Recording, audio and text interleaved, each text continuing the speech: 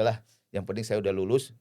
Cita-cita saya pengen jadi kuliah di teknik informatika sudah kecapean. Iya. Saya sepertinya bukan dunia saya adalah radiologi. Kita nggak hanya foto ronsen. Ada foto ronsen, ada CT scan, ada USG, ada MRI, ada nuklir, radioterapi, bahkan intervensi. Nah itu semua kita pelajari. Kalian itu Penakluk. radiasi aja kalian lindungi, gimana kalau cewek kalian? Nah jadi carilah kalau mau yang cewek-cewek nih, kalau mau nyari cowok, carilah cowok radiografer karena dia bisa melindungi. Radiografer itu orang yang jujur, ya. Orang yang jujur, yang selalu berkata hitam dan putih. Jadi secantik apapun Bu Devi, seganteng apapun Mas Lanang, kalau di foto tuh tetap warnanya hitam sama putih. Kalau foto kepala, tengkorak yang kelihatan. Kalau foto dada, paru-paru yang kelihatan. Jadi kalian jangan bangga dengan kegantengan kalian atau dengan cantik kalian, karena semua sama di mata radiografer.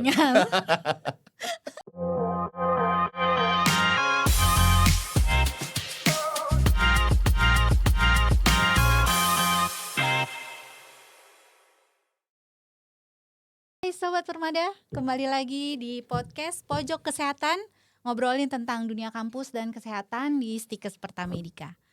Episode kali ini kita akan membicarakan hal yang cukup penting. Kenapa? Karena di sini kita mau melihat bagaimana salah satu program studi yang ada di Stikes Pertamedika, yaitu program studi D3 Teknik Radiologi dan Radiodiagnostik, berperan dalam mencetak tenaga radiologi yang tidak hanya kompeten dan ahli di bidang akademik tentunya, tetapi juga aman dalam bekerja. Karena ya kita tahu kalau di rumah sakit teman-teman ngelihat ya, Sobat Permada semuanya melihat ada orang di balik layar, di balik mesin X-ray atau alat-alat besar yang ada di rumah sakit gitu ya. Nah, di sini kita akan ngebahas tentang itu, radiografer. Ya, bagaimana akhirnya di D3 TRR Stikes Pertamedika sendiri ya memiliki keunggulan-keunggulan yang mau di-announce ya ke masyarakat ya, sehingga di sini kita akan membicarakan lebih dalam lagi tentang teknik radiologi dan radiodiagnostik. Kita sudah mengundang ya yang memiliki prodi D3 ini ya. Dr. Candidate Ahmad Hariri, Diploma Radiologi, Sarjana Teknik, Magister Manajemen selaku PLT Kepala Program Studi D3 TRR Stikes Pertamedika. Terima kasih banyak Pak Hariri sudah berkenan hadir di podcast. Halo Sobat Permada. Permada semuanya. Aduh, ya asal kalian tahu susah sekali ini mengundang Bapak ya petinggi ini salah satu senior radiografer di RSPP ya. Sudah berapa lama Pak di RSPP menjadi radiografer? Ya kurang lebih 26 tahun. 26 tahun ya, luar biasa sekali ya. Kayaknya cinta banget ya jadi seorang radiografer ini ya. Alhamdulillah. Iya, sampai setia ya, sampai mencari pasangan seorang radiografer juga ya. Itu mah nyari yang gampang itu. Yang memahami sebuah posisi. Ya, memahami sebuah posisi ya. Ya. Nah, di sini Pak Hariri ya. Pak Hariri aja ya. Pak Hariri ya, asik ya. Pak Hariri di sini mungkin bisa ceritakan sedikit ya. Udah 26 tahun menjadi seorang radiografer ya, sampai menjadi senior radiografer di rumah sakit yang terkemuka di Jakarta di Indonesia ya, yang masuk ke dalam salah satu holding company rumah sakit terbesar di Indonesia juga. Itu gimana nih pengalamannya gitu, experience-nya, perasaannya ya. Biar terinspirasi untuk menjadi seorang radiografer ini Sobat Permada semuanya ini. Oke. Halo Sobat Permada. Asik. Ya. Mungkin saya cerita dari awal dulu kali ya, Ya, Bu Devi. boleh. Dari 2001 nih sebelum. Bukan loh, 98. Oh, 9. Saat memilih menjadi seorang radiografer itu ya. Betul. Berdasarkan dapat ini ya, wangsit dari Jadi mana saya ini? itu lulus SMA tahun 98. Oh ya. Jadi waktu itu Bu Devi, alhamdulillah saya sekolahnya di Cirebon. Jadi asli saya itu orang Indramayu sebetulnya. Oke. Sama keluarga karena di Indramayu pengen lebih baik, akhirnya di sekolahan ke Cirebon. Di Cirebon itu masuklah sekolah favorit waktu itu, SMA 1 Cirebon. Oke. Nah, di SMA 1 Cirebon itu orientasinya itu ITB, UI, ITS, pokoknya yang itulah yang namanya sekolah favorit ya. Ya. Nah, saya itu waktu UMPTN, dulu UMPTN namanya. UMPTN itu pilihan pertama saya Teknik Informatika ITB. Kedua tadinya Teknik Kimia ITB. Cuma nama kakak saya itu dilarang. Kenapa tuh? Nah, katanya jangan belagu kamu, ini favorit. Saya bilang ya namanya juga usaha, yang penting memotivasi. Cuman kakak berpikir lain. Nah, kakak saya itu akhirnya mengalihkan pilihan keduanya, dia ngapus tuh. Pilihannya diganti. Jadi Matematika Undip. Nah, pas UMPTN pilihan pertama saya nggak dapet. Saya dapatnya di Matematika Undip waktu itu. Oke.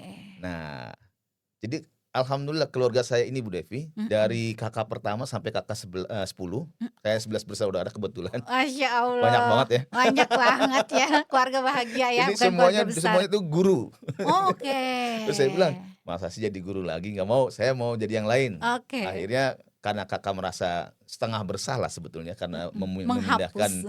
memindahkan pilihan kedua saya ke ini, akhirnya saya dibawa ke Jakarta. Oke. Dan saya akhirnya berlabuhlah ke Atro, dulu namanya Atro. Dulu namanya Atro. Jadi Atro itu Akademi Teknik Radiodiagnostik dan Radioterapi, Departemen Kesehatan. Nah, yang menarik, jadi saya kan agak aneh dengan kata-kata teknik radiodiagnostik radioterapi. Apalagi waktu itu tahun 98 ya, belum banyak jadi yang tahu. itu aneh, dan kebetulan saya memang tes juga di STAN, di AIS, dan di beberapa gitu. Ada 5 kampus kedinasan waktu itu. Saya lebih memilih ke teknik radiodiagnostik karena aneh. Justru karena anehnya Karena aneh ya. kan teknik radiodiagnostik. Mungkin sobat Prenada juga bingung kali apa sih teknik radiodiagnostik gitu kan. Iya, Nah, benar. dalam benak pikiran saya yang namanya teknik ya. Teknik itu kan nyolder, Iya. reparasi, pakai obeng. Nah, kebetulan saya suka juga ngotak-ngatik komputer waktu itu. Saya pikir demikian. Makanya akhirnya saya pilihlah Atro itu. Nah, begitu masuk, setengah kaget, ternyata teknik radiodiagnostik itulah teknik pemotretan. Jadi pemeriksaan radiografi. Jadi mungkin teman-teman kalau ngelihat di rumah sakit ada pemeriksaan ronsen, CT scan, MRI, nah itulah pekerjaannya. Nah, orang yang melakukan itu disebut radiografer. Jadi bukan Nah, solder-solder jadi bukan dan ngurusin solder ternyata. alat-alat ya. Nggak ada hubungannya sama reparasi sama Tidak sekali. ada. Gitu Yang ya. adalah bagaimana cara membuat gambar imaging diagnostik yang baik. Oke, jadi ini tapi- masuk ke pemeriksaan penunjang yang ada di rumah Nah, sakit. yang saya bikin tertarik adalah ya mungkin karena jiwa saya jiwa yang suka gitu atau senang dengan berkolaborasi dan membantu orang, akhirnya saya lebih memilih ternyata enjoy juga ya kuliah di ini, menikmati juga lah ininya. Bahkan sampai kuliah pun akhirnya setelah lulus pun, begitu lulus kebetulan saya salah satu yang terbaik di Atro waktu itu, paling tinggi ininya, IPK-nya. Masya Saya Allah. jadi nggak pakai ngelamar sebetulnya di RSPP itu. Karena Diusulkan. kan Apa kalau tuh? di D3 radiologi itu kan ada PKL namanya. Praktek kerja lapangan. Ya. Nah, Magang gitu ya. magang. Qadarullah saya tuh setiap kali di RSPP, saya tuh selalu dipuji atau disukailah sama senior saya. Testimoninya positif, gitu lah positif. pokoknya ya. Kadang-kadang suka diajak. Nah, karena saya anak kos kan nyari yang ya biasalah yang gratisan, yang ini. Saya kalau ini suka nemenin jaga senior-senior saya gitu. Oke. Nemenin, akhirnya lama-lama ketika saya udah lulus, begitu ada formasi saya dipanggil. Oke. Kamu udah kerja belum? Belum, Bang. Nah, Karena akhirnya ada kedekatan pada Iya. saat magang. Itu salah satu tips salah juga satu ya. tips. Jadi buat adik-adik saya yang sedang menjalani kuliah di radiologi, kalau Iya. PKL jangan Iya. pada kabur. Iya. Karena ya contoh lah, ada contoh yang bagus dari saya. Karena saya orangnya rajin dan bahkan saya tuh kalau PKL kan dulu mah dari jam 8 sampai jam 2. Jam 2 pulang. Saya tuh nggak pernah pulang jam 2. Saya selalu pulang maghrib. Kenapa? Karena kalau saya sampai maghrib, saya dikasih makan.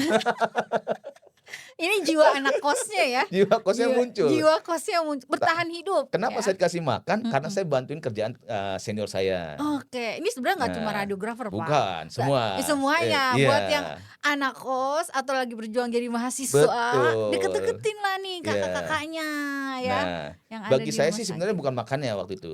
Yang Ilmu pertama apa gimana tuh? ilmunya. Jadi dulu kan kalau kita main komputer kan masih pakai ada namanya DOS ya, yang pakai DOS. ngetik-ngetik itu loh. Perintahnya diketik enter. Nah, Flash disk ya? Flash ya disk. belum, masih Belum. disket, masih disket. Nah, Disket. Iya lupa. jadi karena saya orang yang suka ngotak-ngatik komputer, Heeh. ceritanya senior saya ini eh kurang familiar dengan komputer, dia bingung. Ini. Jadi waktu bagaimana cara mematikan, katanya, "Ri, kamu bisa nggak? Tolong matiin alat CT scan.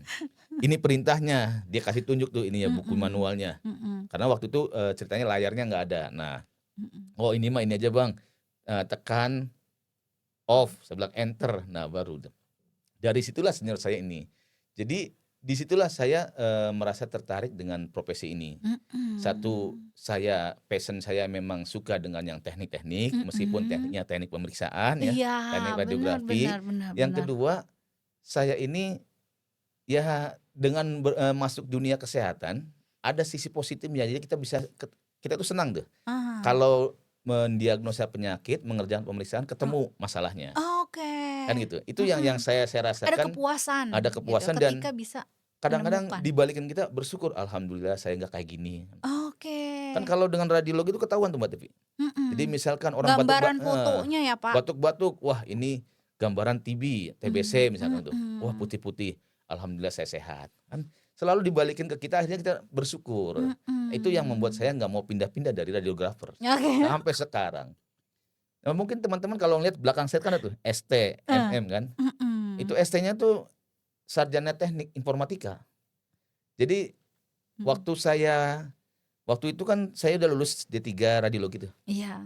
Nah, pengen sekolah lagi, saya orangnya senang belajar. Pengen sekolah nggak ada D4-nya, waktu belum ada D4. Oh, waktu itu belum ada. Nah, akhirnya karena saya udah kebelet pengen sekolah, akhirnya adalah saya kan orangnya suka komputer, ngotak-ngatik komputer. Sekolahlah ke IT. Begitu lulus, saya ditawarin pindah. Waktu itu sama direktur RSPP saya bilang, ditawarin, "Ri, mau nggak kamu jadi kepala IT?" "Nggak," saya bilang, "nggak mau. Saya mau jadi radiografer aja." "Lah ngapain lu sekolah?" Kan gitu. Saya bilang, setelah saya sekolah, karena kan kenapa saya ambil IT? Karena dulu waktu UMPTN pilihan pertama saya IT, teknik informatika. Oh, iya. Jadi saya masih penasaran tuh dengan informatika. Begitu sudah lulus, enakan radiografer. Karena jadi waktu saya ngerjain skripsi, seminggu saya bisa nggak tidur Bu Devi. Jadi benar-benar coding, ngerjain ngerjain Tapi masih skripsi. relate sama kaitannya sama radiografernya atau yang backgroundnya radiografer nggak waktu itu? Jadi yang karena itu informatikanya teknik ini. informatika yang saya ambil adalah saya membuat aplikasi database buat ekspertise ronsen. Oke. Jadi saya buat itu sistem informasinya. Ya. Nah, berhasil saya buat karena waktu itu di MCU berhasil saya buat. Cuman saya berpikir kok kayak orang autis ya. Ini ternyata saya selama seminggu bisa tidur ayam, bisa ngerjain, tapi saya nggak berinteraksi dengan dunia luar. Sementara saya kan orangnya kayak gini gitu loh. Orangnya suka rame, suka ngobrol. Iya. Ada yang hilang dari diri saya bilang. Akhirnya udahlah, yang penting saya udah lulus. Cita-cita saya pengen jadi kuliah di teknik informatika sudah kecapean. Iya. Saya sepertinya bukan dunia saya. Dunia saya adalah radiologi. Oke. Akhirnya saya baliklah ke radiologi. Tapi ya, ini Sobat Permada, boleh Pak Hariri mungkin kan aktif banget di medsos loh Sobat Permada ya. Ini mungkin bisa dikaitkan juga dengan backgroundnya yang informatika juga, praktisi kesehatan juga. Betul. Ya kan? Jadi Bisa mungkin nyambung ya ternyata ya. Jadi teman-teman, ternyata bukan sia-sia sekolah itu. Selalu ada manfaat yang bisa dimaksimalkan. Jadi intinya belajar terus aja gitu jadi ya. nggak usah khawatir gitu. Meskipun saya IT, tapi saya nggak bekerja di dunia IT, ternyata ilmu saya kepake juga. Begitu saya lulus S2, dan kan tadi kan saya balik lagi tuh ke rumah sakit, udah ngambil yang rumah sakit, sama juga belum ada lulusannya, belum ada sekolahnya di S2. Sekarang sudah ada S2. Nah, termasuk istri saya tuh murid saya tuh di S2-nya radiologi. Nah, ilmu saya kepake saya kan aktif di PARI ya. Iya. Di PARI apa nih PARI? PARI Jelasin itu nih. Perhimpunan Radiografer Indonesia. Jadi asosiasi profesi kita. Nah, di situ ilmu saya kepake. Saya karena saya orang IT, saya bisa bikin website, bisa bikin modul, pokoknya semua yang berbau komputer itu itu saya diri di Oh, ini. jadi digitalisasi ya. Jadi saya tuh jadi ketua bidangnya, namanya HSIT. Nah di zaman saya itu 2 periode, alhamdulillah Jadi IT-nya berkembang. Pari berkembang. Mulai dari mengawal sistem kayak sekarang kan ada alertnya Kemenkes tuh pelataran sehat. Nah itu kan dulu namanya si Edunakes. Kita yang ngawali dan mengkonsep. Makanya saya sedikit hafal tuh Feature-feature, alur flowchart-nya alur, dari pelataran sehat gitu. algoritmanya Iya. ya. Nah, saya kepake ilmu saya gitu. Oh, ternyata kepake juga ilmu komputer saya. Jadi saya bikin buku. Buku pertama kali yang saya buat Bu Devi adalah buku tentang modul websitenya. Jadi saya bikin Pengda itu kan dulu ada 27, sekarang tadi 34. Saya buat modul websitenya. Jadi dia menjadi codomain. Jadi layer keduanya. Nah, itu semua saya buatin website dan alhamdulillah mulai bergairah tuh, bergejolak tuh minat dari radiografer Indonesia untuk menulis, mengetik dan sebagainya. Oke, Gitu. ya jadi Dari ini awal-awal tuh. radiografer juga, Ya. penulis buku iya, Oh. praktisi pendidikan Ya. juga gitu Ya. kan, luar biasa ya. Dan ya akhirnya kan karena saya senang berbagi, jadi alhamdulillah teman-teman sobat Permada, ya kalau untuk dari Aceh sampai Papua insya Allah Adalah sebagian ya. besar saya udah pernah mengunjungi. Nah ini Dari model begitu. iya, ini gitu. salah satu profil dosen-dosen Stikes Pertamedika ya memang Ya. kita merekrutnya itu adalah dosen-dosen atau tenaga pendidik yang capable di bidangnya ya Pak ya. Ini Ya, salah satu pasti, profilnya harus itu itu. luar biasa Ya kan, banget ini nih. orang yang berkualitas itu kan hanya bisa dibina oleh orang yang berkompeten. Jadi memang harus basicnya yang binanya pun yang mengajarnya harus bagus lah. Supaya outputnya juga bagus kan Bagus. gitu. Nah, kalau Alhamdulillah. Alhamdulillah. Kalau misalnya melihat dari perkembangan radiologinya sendiri, ternyata Bapak aktif juga ya di asosiasi. Ya. Jadi teman-teman kan PARI itu Asosiasi Persatuan Ahli Radiografer Indonesia yang memayungi ini para radiografer.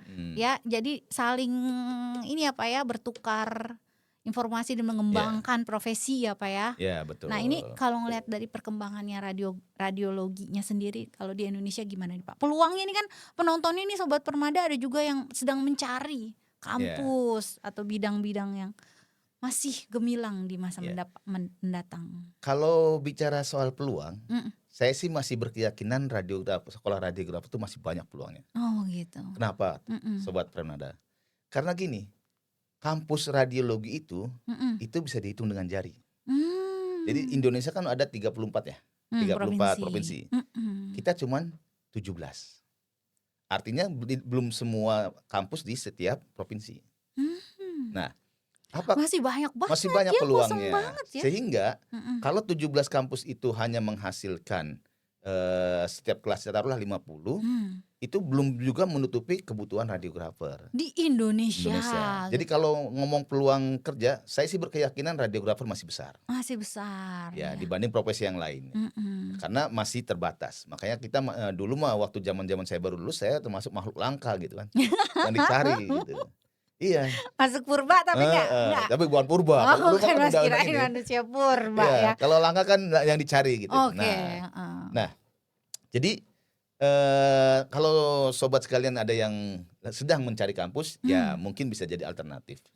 Nah, jadi pengalaman kami pun di TRR ini, Bu Devi, jadi hasil tracer study, hasil lulusan, masa tunggu lulusan ke dapat kerja itu paling lama 3 bulan. Jadi nih informasinya ada lulus D3 TRR, lulus jadi radiografer. Cukup menunggu 3 bulan saja. Nggak lama-lama langsung kerja. Itu yang dicari loh. Ya, kenapa itu bisa terjadi teman-teman? Karena kami mendesain kurikulum itu sedemikian sesuai kebutuhan. Benar. Visinya apa dulu dong? Visinya kalau dong. visi kami itu coba kali ditampilin dulu visinya. Ya, boleh, silakan. Nah, ini supaya bisa ternyata memang gambaran dari D3 TRR ini mau menguatkan silakan Pak. Ya, jadi visi kami itu menciptakan tenaga radiografer profesional yang berkarakter kuat dalam K3. K3 dan kenapa berakhlak. nih K3? Oke. Kalau berakhlak kan karena BUMN ya, karena akhlak BUMN Pertamina. Nah, kalau K3 ini Bapak sekalian, nah saat ini kan konsen bisnis rumah sakit itu 2. Yang pertama continuous improvement. Perbaikan kualitas pelayanannya. Yang kedua adalah patient safety.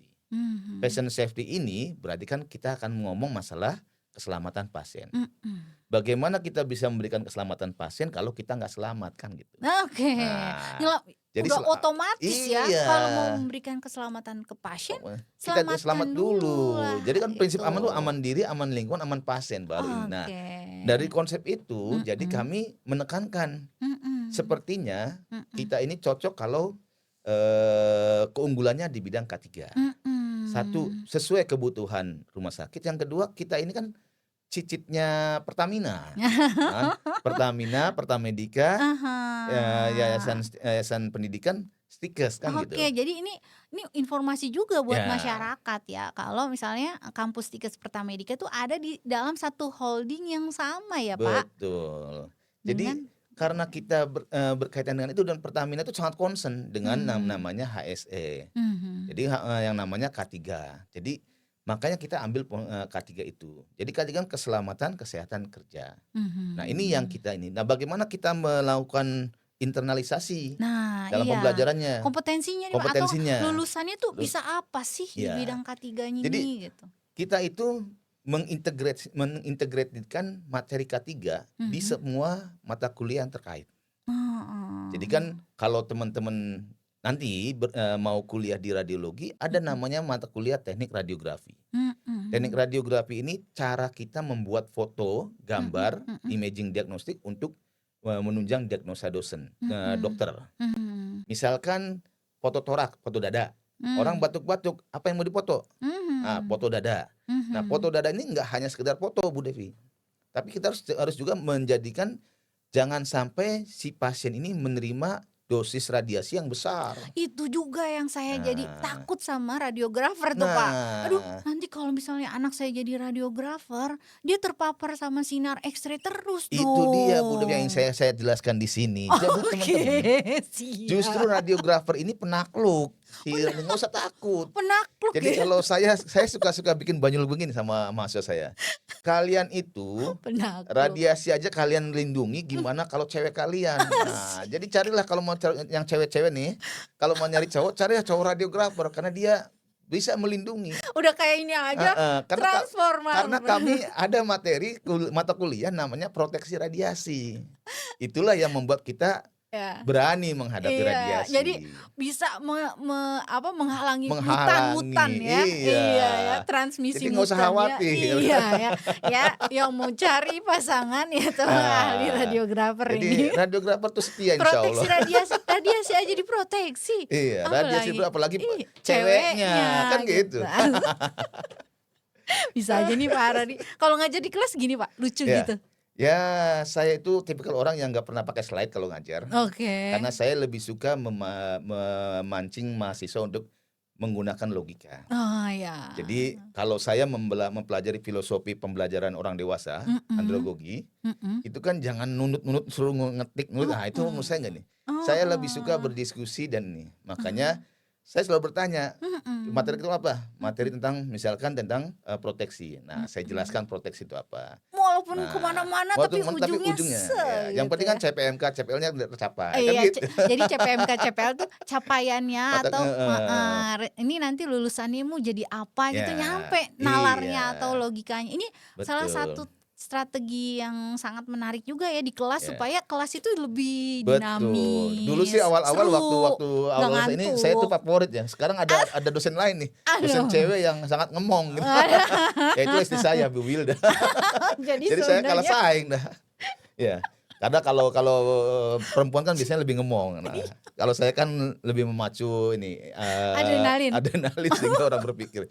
Karena semua orang pasti takut tuh dia. Oh, ya Waduh, ya. saya bakal tanya apa nih Pak Hari gitu. Padahal Heeh. nggak bisa pun nggak apa-apa, karena saya Iya. nggak pernah menghukum orang yang nggak bisa. Yang penting Iya. bagi saya adalah men-trigger seseorang untuk menjadi Heeh. bersemangat untuk belajar dan bisa gitu. Iya, benar-benar. Gitu. Jadi ini sebenarnya tekniknya ada juga Ada. ya, terus sisi kesehatannya juga dapet gitu kan. Betul. Kemudian ini bisa sangat nambah value-nya kalau yang tadi Ya, Bapak Arya melihat jadi makin mencintai radiografer ketika jadi betul. bisa melihat ke dalam diri sendiri gitu Iya. ya. Oh, ini modal banget nih gitu kan ya. Saya kalau mengenalkan radiografer ke Mhm. mahasiswa atau mahasiswa baru ya, saya Mhm. selalu ngomong begini sama radiografer. Mhm. Radiografer itu orang yang jujur. Ya. Orang yang jujur, yang selalu berkata hitam dan putih. Jadi secantik apapun Bu Devi, seganteng apapun Mas Lanang, kalau di foto tuh tetap warnanya hitam sama putih. Kalau foto kepala tengkorak yang kelihatan, kalau foto dada paru-paru yang kelihatan.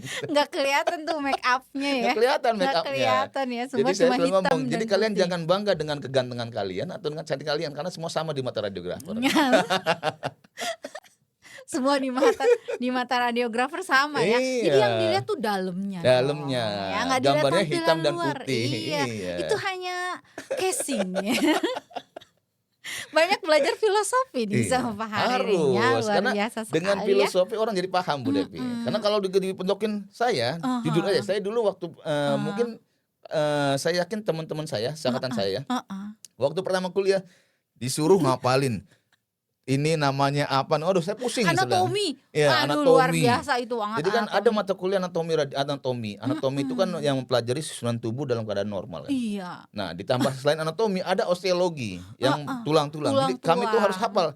Ini namanya apa, ini apa, ini apa. Sementara orang yang model-model saya yang nggak bisa menghafal bingung. Aduh, Iya. apa sih materi kuliah gini, pusing gua. Nah, Nggak, akhirnya saya mencoba mengkrit sedemikian, cara ngapalnya begini. Ya alhamdulillah hafal-hafal juga. Iya. Ya, Jadi cuman memang asal kitanya senang, betul. menyenangi itu, passion di situ, pasti Iya. ada cara buat kita bisa Yes, ya Pak ya. that's Apalagi dosennya, wah ya, yang Nah. emang bisa meng-create kelas gitu ya, supaya akhirnya bisa membuat anak-anak tuh jadi menyukai mata kuliah dan prodi Harus. itu. Apalagi gitu ya. sekarang. Saya ini termasuk dosen yang ngikutin perkembangan. Ini bagian Kan, juga dari ya, kompetensi penguasaan teknologi ya Pak ya. Jadi saat ini kan dunia AI ya. Nah, saya yakin semua mahasiswa tuh kalau suruh ngerjain tugas pasti pakai ChatGPT gitu kan. Nanya gini. Nah, saya itu nggak orang Anak yang SMA juga. Iya, anak SMA ya karena memang sudah zamannya. Zamannya. Dan saya termasuk orang yang saya nggak melarang mahasiswa saya menggunakan ChatGPT dalam mengerjakan tugas. Yang penting bagi saya adalah dia tak paham apa yang dia tulis. Oke. Kenapa? Karena AI itu menurut saya dan kebetulan saya pun dalam keseharian saya bikin buku. Kalau teman-teman lihat profiling saya, buku saya itu alhamdulillah sekarang udah mencapai angka 50 dalam waktu 3 bulan. 3 tahun, 3 tahun. Produktif 3 sekali Pak tahun. Hariri. Ya. Itu setelah saya kenal AI. Ya. Bisa nggak nih 7 hari tidur ayam juga? Oh enggak, kalau ini lebih mudah. Karena saya sampai akhirnya saya harus belajar bagaimana membuat yang namanya agen AI. Jadi tinggal saya kasih sumber, ini dia bikin sendiri rumusnya. Nanti kita tugasnya memvalidasi, verifikasi. Saya itu saya kan kerja di RSPP juga, ya Bu Devi. Jadi saya itu bikin doa pun pakai AI. Nah, ini ada hubungannya nggak nih sama radiografer? Iya. Nah, jadi saya bilang AI itu jangan dijadiin sebagai sesuatu yang menghalangi kreativitas orang, saya bilang. Justru dengan AI kita akan jadi mudah. Jadi saya itu bikin jurnal, kebetulan saya kan dosen. Kalau dosen kan harus ada Tridharma perguruan tinggi kan ya, Bu Devi. Salah satunya penelitian. Ya, penelitian. Penelitian itu kalau menelitinya doang itu masih relatif mudah. Tinggal ngambil data, ngerjain eksperimen sebagainya. Yang susah itu kan mengata-ngatain kan gitu. Mengata-ngatain. Membuatnya menjadi narasi yang menarik untuk dibaca. Saya itu sekarang daripada saya dulu idealis, ngumpulin jurnal ini saya nyatet, saya itu sebagainya.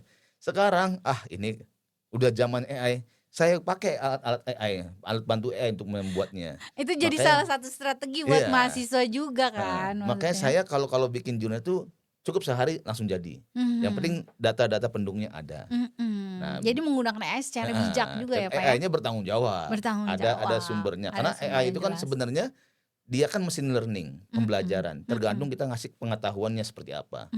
Nah, dengan kita memberikan pengetahuan, maka kita bisa mendrive dia menjadi lebih baik. Nah, saya termasuk yang ada mata kuliah namanya komputer radiologi. Di komputer radiologi itu, saya mengajarkan satu aplikasi. Salah satunya adalah penggunaan aplikasi AI. Saya bilang kenapa? Ada di dalam salah satu mata kuliahnya juga? Ada. Cuman ini saya eksalasikan karena di situ ada namanya aplikasi komputer. Oh, jadi Aplikasi dikembangin lah menurut ya, versinya Stickers gitu ya, ditambahin ya, satu muatan di situ ya. gitu ya. Aplikasi komputer ini kan kayak kita belajar word processing, Iya, Microsoft benar Word, benar benar, mengolah angka, grafik Excel, Excel, heeh, presentasi PowerPoint. Nah, saya PowerPoint, tambahkan, nah, sisipkan mengenal heeh. aplikasi AI. Bagaimana menggunakan AI yang bertanggung jawab. Nah, Oke, ketika saya AI, wah pada senang semua seneng tuh. Kenapa semua senang? ya? Karena selama ini mereka nggak tahu. Dia hanya bikin kan Ah, AI itu kan basisnya prompting ya, iya ngasih perintah. benar benar. Buatkan saya makalah, gini Mmm, tok. Nah, saya bilang, kalau kamu bikin makalah gini sama saya, kamu saya coret. Kenapa? Karena itu nggak ada isinya. heeh, Berbeda dengan kita kasih data, kasih pengetahuan, kasih sumber, mhm. kita buat promptingnya. Nah, itu persis seperti ini. Seperti naskahnya tuh orisinil gitu, ada ininya, ada datanya, ada Iya. ini. Sehingga bukan AI plek ketiplek.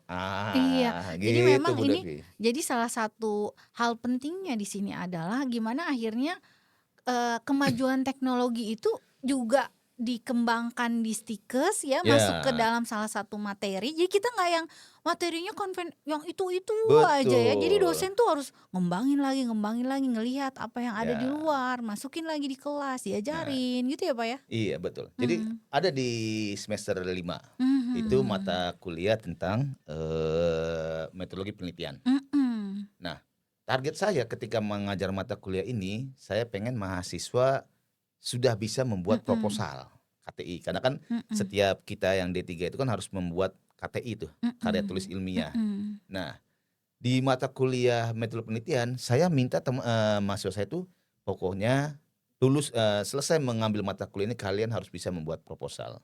Nah, Mmm, saya gunakan AI dan tapi AI itu saya belakangan. Jadi iya, saya ajarkan cara manualnya, bagaimana membuat pendahuluan bab 1, bab 2, bab 3. mhm, Nanti di ujung, oke kalian sudah belajar cara konvensional, sekarang saya ajarkan cara AI-nya.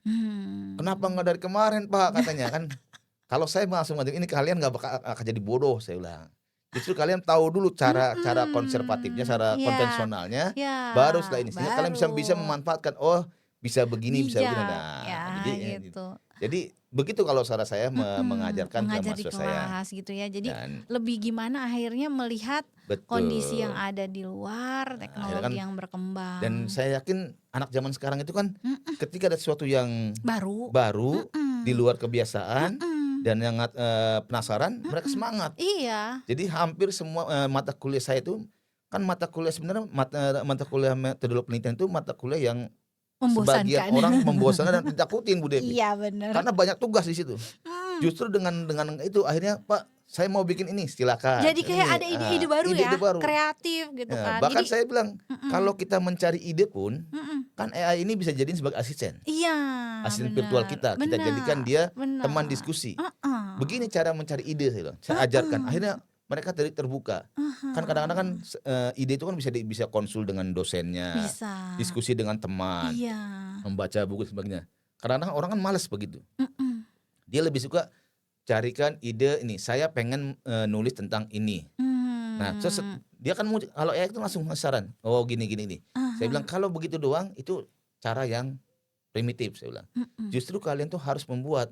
Jadikan dia Anda adalah seorang profesor, kemudian kasih dia sumber bacaan, coba pelajari e-book ini.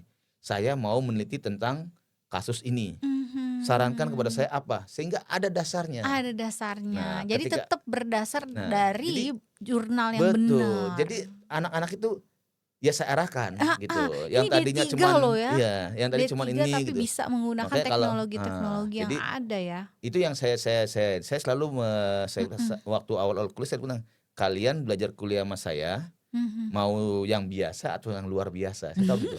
Tantangannya apa Nah dong ini nah jadinya? kalau luar biasa kan saya akan melampaui targetannya, capaian minimal kan saya Ini lampaui gitu. tantangannya nih. Makanya saya bilang, "Oke, kalau yang biasa saya ngajar sampai sini, kalau yang mau luar biasa saya akan ngajarkan ini. Heeh, Nah ini seharusnya dipelajari oleh anak S1, S2," saya bilang. "Tapi kalau ah kalian mau mencicipin ya karena saya adalah dosen D3, D4, mhm, S2, ya mhm, saya bisa kebayang ini." Dan ternyata anak-anak antusias. Kenapa antusias? Karena heeh. ternyata semakin tinggi bukannya semakin susah katanya, Iya, semakin enjoy dinikmati, yalah. Itu iya. tergantung bagaimana ngemasnya Tergantung sebetulnya, ngemasnya, iya. bener. Itu Jadi masuknya jadi kayak, challenge, tantangan atau justru melihatnya jadi peluang gini? Kalau saya sebenarnya lebih kepada menggali minat atau kecenderungan mahasiswa supaya dia senantiasa mengeksplorasi sebetulnya. Karena yang saya ajarkan bukan cara bagaimana membuatnya, tapi lebih kepada ini loh, konstruksi berpikirnya seperti ini, sehingga kalian harus paham. Bahkan saya suka bikin banyolan. Ingat teorinya saya, Hariris teori loh. Ada 2. Ya ini bisa dipakai dalam kehidupan sehari-hari. Jadi kalau kalian mau membuat foto radiografi, minimal 2 ini harus kalian pegang. Yang pertama adalah justifikasi dan justifikasi. Justifikasi itu apa? Rasionalisasi kenapa kita melakukan hal ini. Yang kedua feeling imaging. Kalau kita membuat ini, gambarnya seperti apa? Nanti bagaimana? Nah ini itu ada bagian ya di saya dalam enggak, hal-hal ini yang banyolan saya.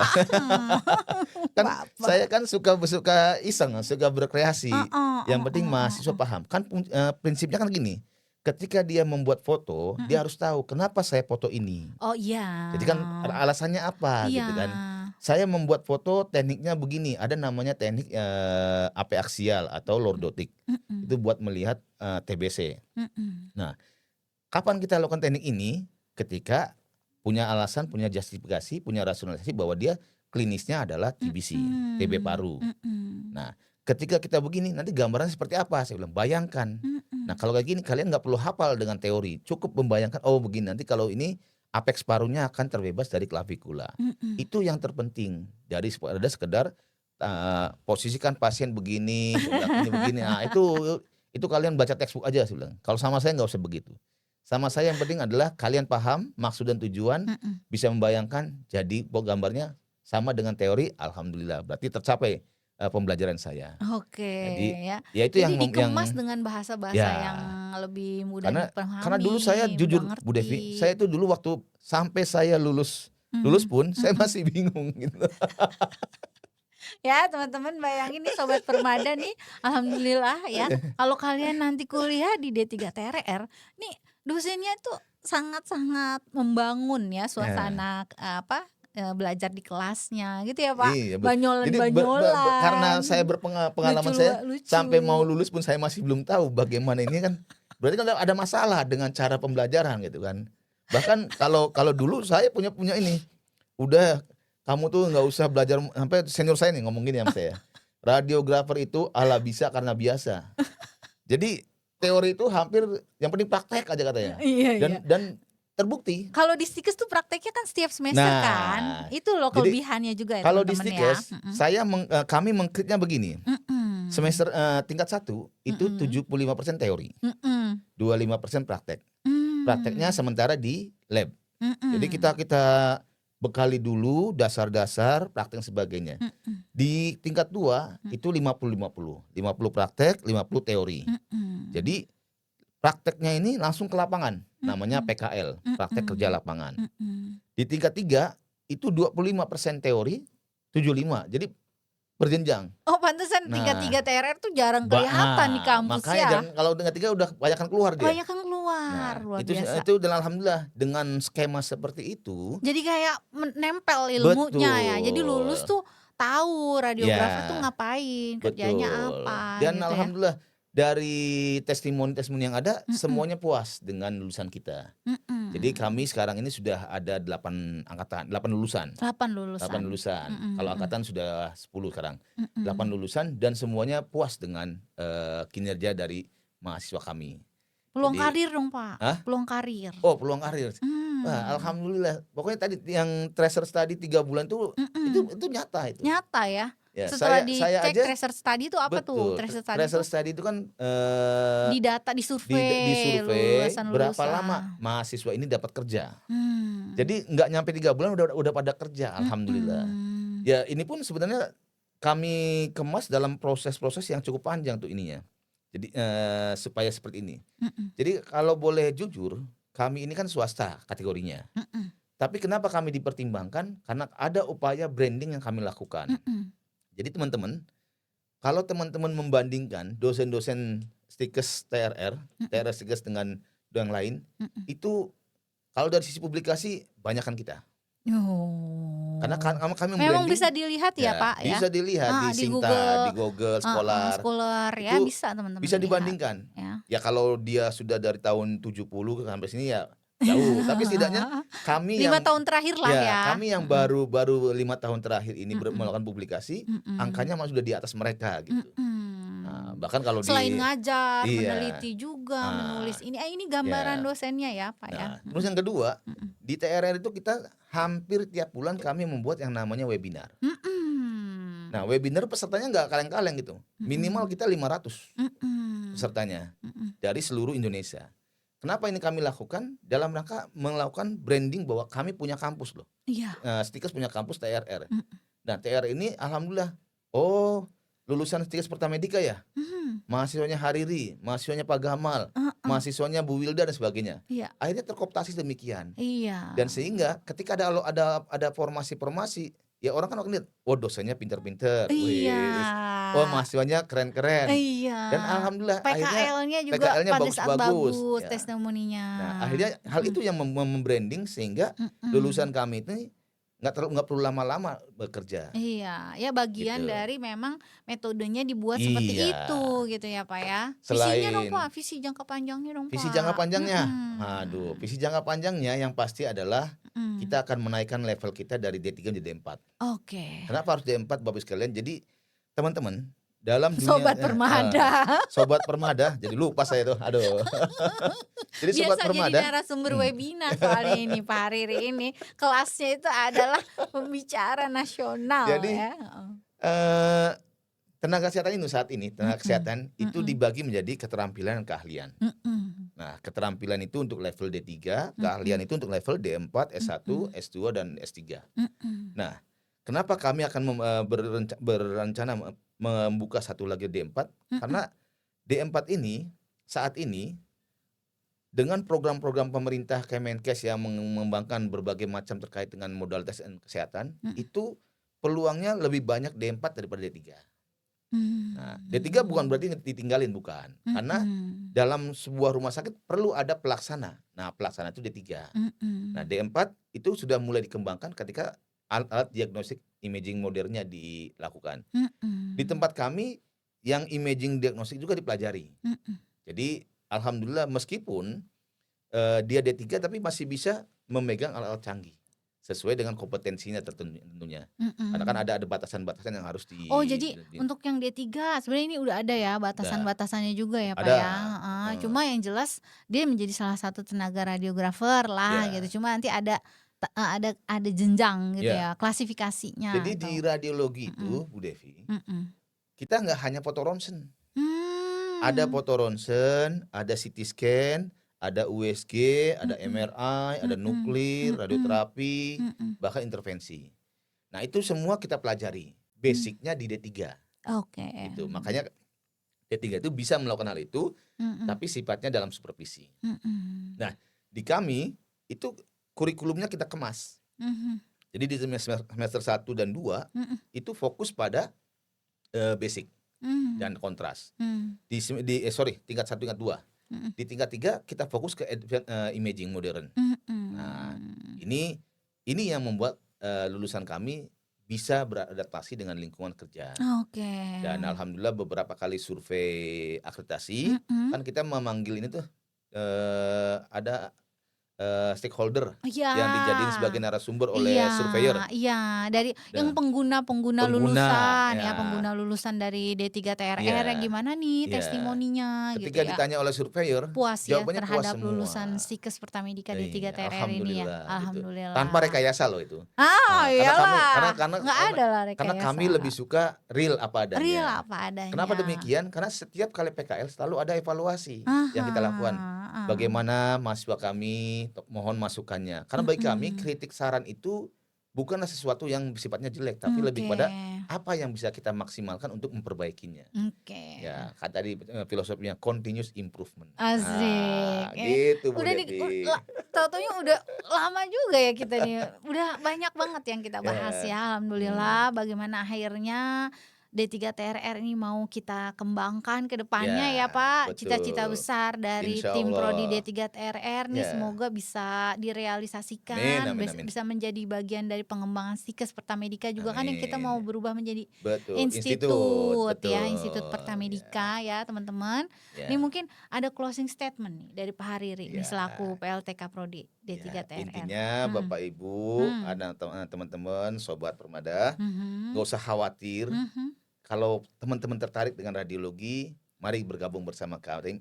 Insya Allah harapan itu ada, masa depan itu nyata di depan mata. Asik ya, Ya, bukan kaleng-kaleng, bukan tidak kaleng-kaleng. rekayasa Iya, sama sekali ya. betul. Ya, apalagi ini kalibernya udah nasional ya, Iya. Pari itu nasional ya teman-teman. Ya, Oke, terima betul. kasih banyak Pak Sama-sama Hariri. semuanya, sehat Sampai selalu. bertemu kembali.